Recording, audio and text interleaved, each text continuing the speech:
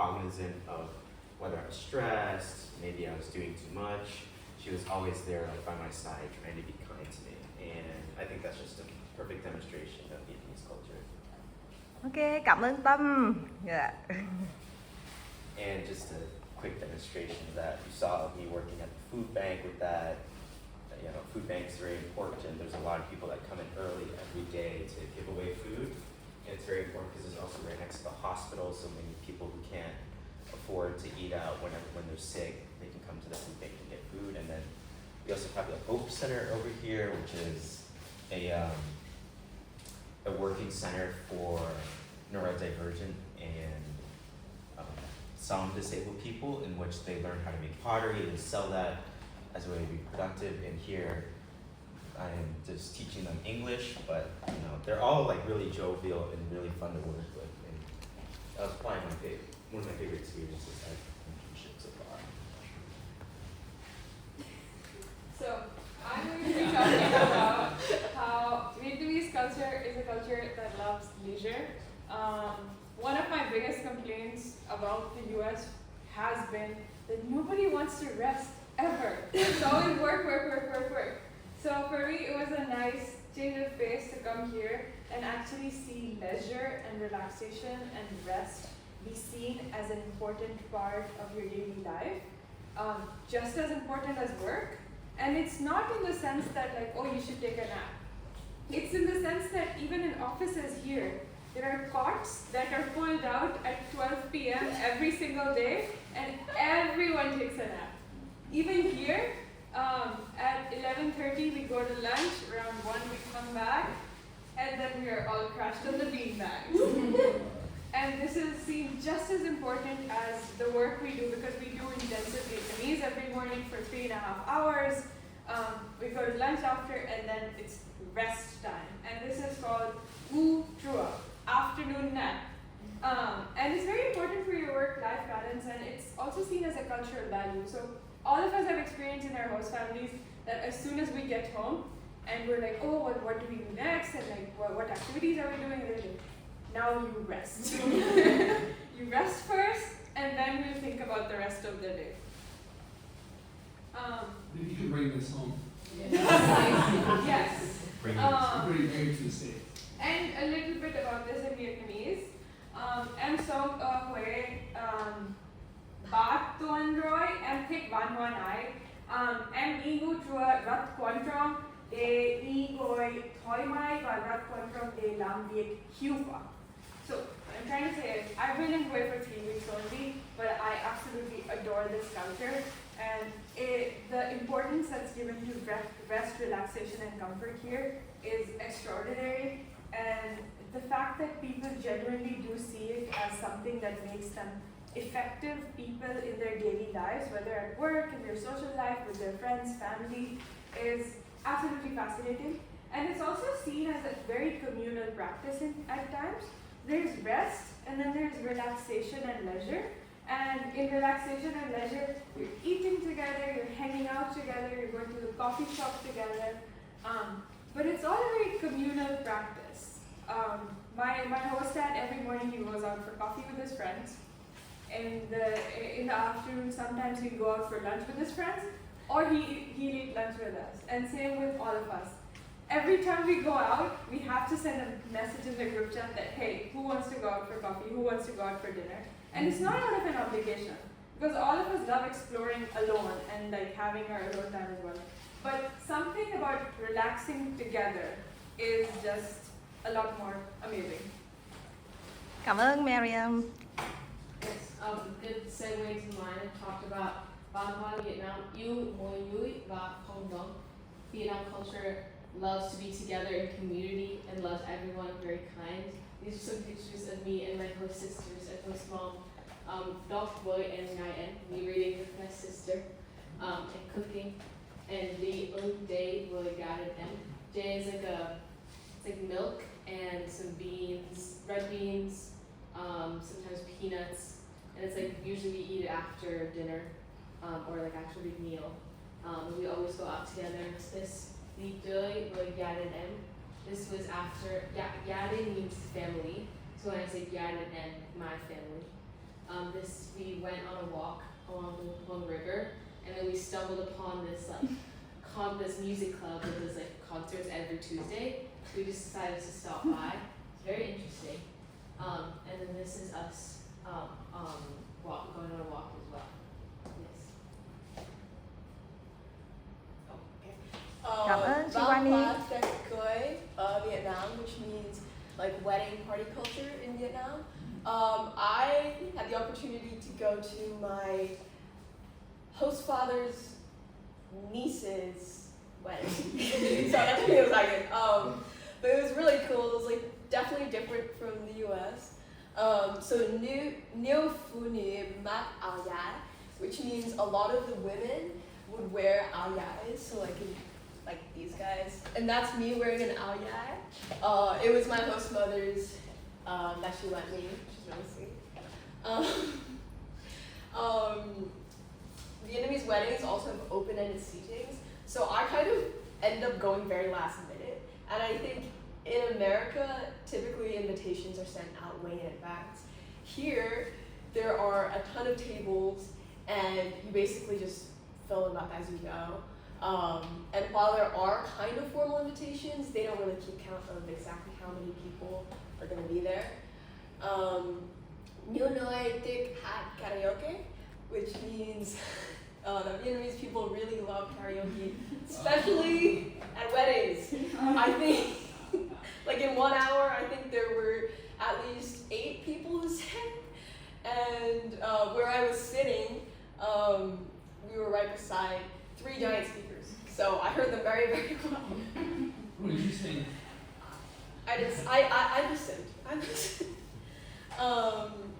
And table visiting. So the bride and groom and the families, the parents of them, they all go to every single table and they basically thank all the guests for coming to the wedding, which I think is really sweet. I don't think they do that in the US either. Do they? My cousins did it. Oh, they did? Like go to every single table? Yeah, Oh. but it was mostly family, so. Yeah, but this was like, there were at least a couple, maybe 200 or 300 people. There were a lot of people. And then Tiệc Cưới Vietnam Noi Vietnam uống nhiều bia của đã và người Vietnam cũng uống wine. So Vietnamese culture. This is just the culture, not me. They love drink, and this is for weddings and just in general. They love drinking beer, especially Huda beer, on a relatively regular basis, just like socially. But I learned that they're not really a fan of drinking wine. It's like very much a beer culture. And so I observed a lot of kind of tables just drinking a lot of beer at the wedding. So here was the entrance. It's very glamorous. And then this was the bride and groom. This is when they were cutting the cake, which I think they do in America as well. And then here they were pouring wine into this thing. And then this was just some of the food that we were given. It was like a really cool experience. And then some words down here in purple. Mok hai ba yo is like 1, 2, 3, go. Cheers, go, kind of. Yeah. And you'll probably hear us saying that a lot, especially if we're like out. And we're just cheersing, water, and all that. And then Gong Sai Gong Mei, you guys wanted to know. Oh, Hum Sai Hum Wei is like a common thing to say locally. It just means you don't go home until you're drunk. And you see Not us. You see it in a lot of bars here. Like a lot of the bars on the back, like they'll have this in big lettering, Hum Sai Hum Wei. And even when you're out, you probably hear like lots of big groups cheersing. So there's a specific style of cheersing here. Since like it's not okay, let me explain Yao to you guys.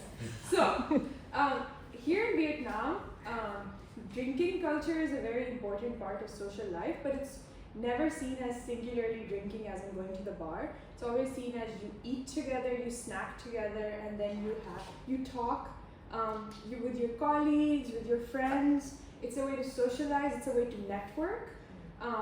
and so it's a very important, or I would say visible part of the culture here, that when you go out at night, you'll see people sitting on little plastic stools, a bowl of like noodles in front of them, and some Buddha beer, which is the most common one here.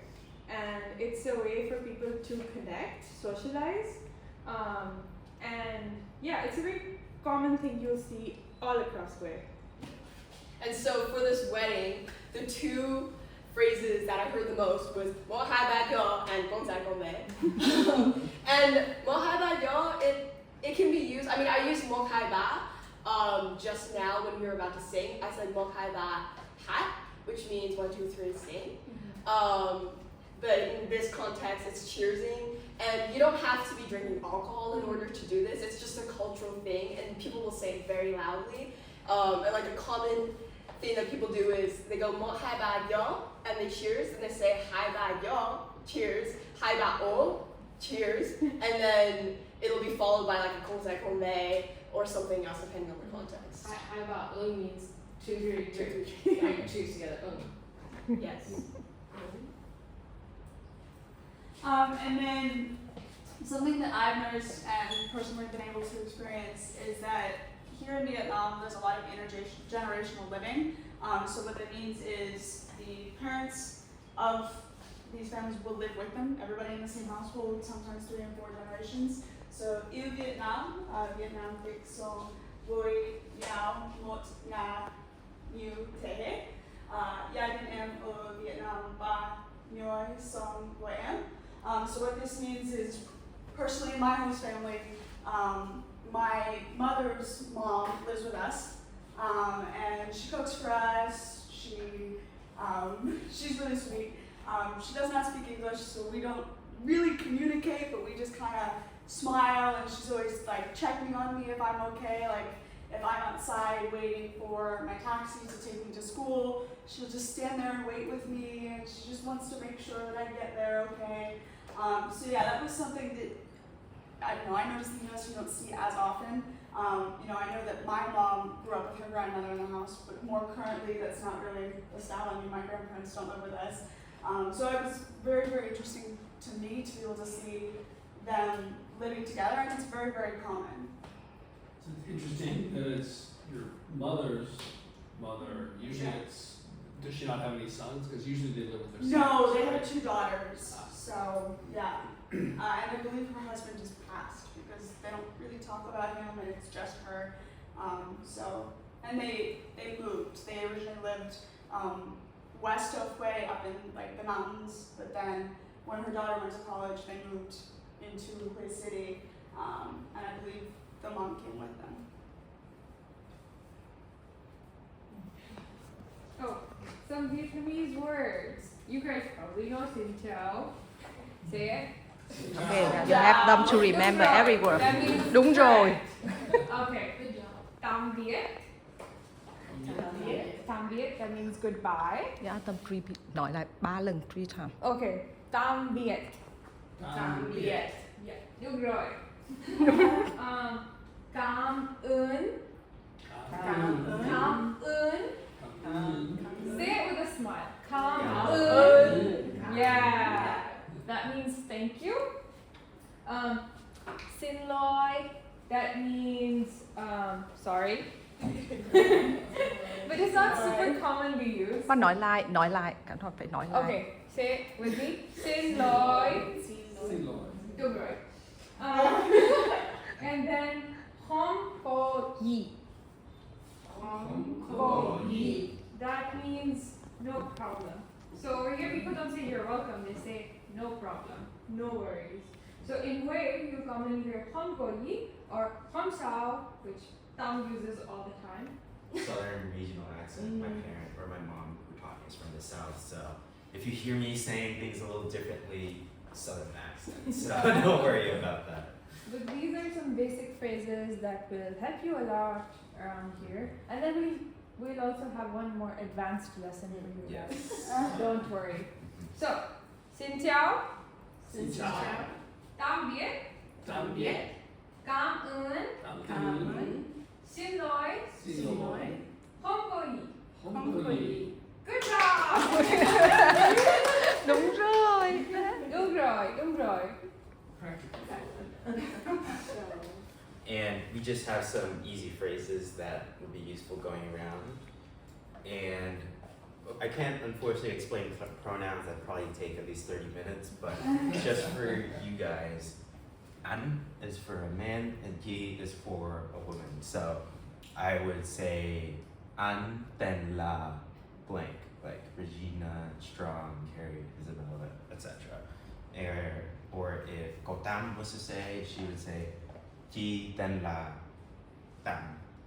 We actually have the same name, funnily enough, so great example. But that is just my name is. So Strong, you want to try? An ten la strong. Oh, đúng rồi. And if you're Yeah. speaking to someone of the same age, you say am. Someone same And age or instead of older. on. Yeah. Just only if you see someone older. Yeah, but I But I generally, think is yeah, just general. generally Like if use you're telling me, since you're older than me, please introduce yourself. Until strong. Đúng rồi. And I would say em tên là Mariam. or you try G then la Regina. You wanna try Regina? Sure. She can Regina. Giỏi quá, như sẽ giỏi. Giỏi. Giỏi quá. Very good. Very good. And And then M is not gender specific. No, M is like for everyone. Usually when you're anywhere, you want to let the other person know that you think of them as younger. So you say M even though they seem a bit older. Or if it's an older woman, you say T, so you're calling her an older sister, not an auntie. Yes. Um, And most important phrase in my opinion, ordering food. Ya, an, or ti, mo, blank. I would like one phở bò, bún bò Huế, cà phê muối, ngược xuôi. Alright, and you can see you use the same pronouns here of an or ti. And ya means just bring. give me, but Right. it's okay to speak directly in Vietnam. Thumb So demonstration. yes. Am I cho em một cà phê muối?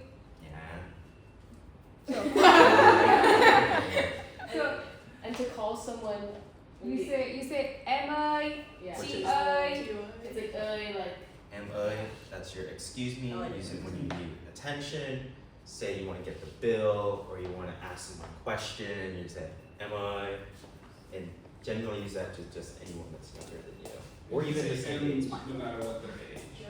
This is like About the same age or younger. Okay. And that's So supposed if to they be were older, you would say unway. An if it's a man or G if it's a woman. So, The speaker. or no, not the speaker, who you're talking to. So since I'm older than Vajra, I'll say am I? We call her Ba. Which means grandma. Yes. Oh right. And then if Vajra is calling me, like I'm a waitress at a restaurant, I say please. Dia. Yeah. No wait. Yes. Yeah, I say yeah. It's for respect. Yes, out of respect. Out of respect. So he would call me Chi. I would call him M, since he's younger than me and I'm older than him. In general, if you're at a restaurant, you need someone's attention. Saying "Am I" super loud will work always. Yeah. And who wants to give it a go wearing one of these things? So on the first two, Yeah. the name and the ordering. You're the speaker, so you just You're referring to yourself when you Yes. say on or G. Yes. The third one, you're referring to the person you're speaking to. Yes. Yes. And you the number, số 1, 2, Oh, 3. that just means one. So give me one, whatever what you want. And the CHO, how do you pronounce that? Da. Da. Jaw. Ja. Jaw. So you say cho một bia. Ja and mo phở bò. Just chose the verb. Ja. Jaw means to jaw on means bring to on. Yeah. Bring to me. Yeah. Yes. Yeah. So And what is chi mo? G. She That's is that's just your if pronoun. you're a for woman. yourself. Woman, Yes. right? That's And then Mo. mo is one. One. So One. give me So you one. can say chi on. no, Just jaw, Just one.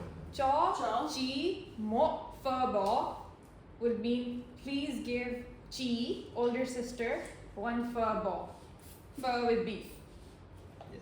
Say that one more time. Okay, so Isabel, if you're ordering and you're ordering from me, so you would say cho chi, cho.